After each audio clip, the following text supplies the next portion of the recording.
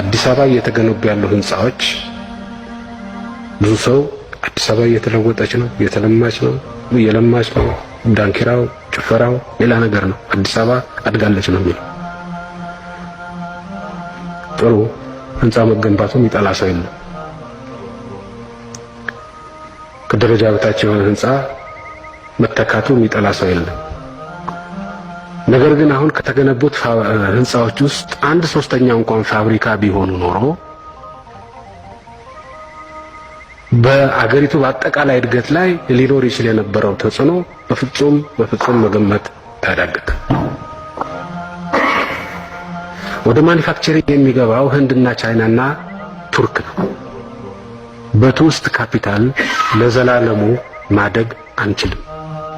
ማሟያ ነው የሚሆነው የውጭ ካፒታል። የራሳችንን ጥረት ከተካ አገር አይኖርንም። ማሟያ ከሆነ ይደግፋል፣ ቀዳዳውን መሸፈን ይችላል። ነገር ግን ምሰሶ የራሳችን መሆን አለበት። በራሳችን ምሰሶ ያልቆመ ኢኮኖሚ ከጥቂት ጊዜ በኋላ አገር የሌለን ባይተዋሮች ነው የምንሆነው።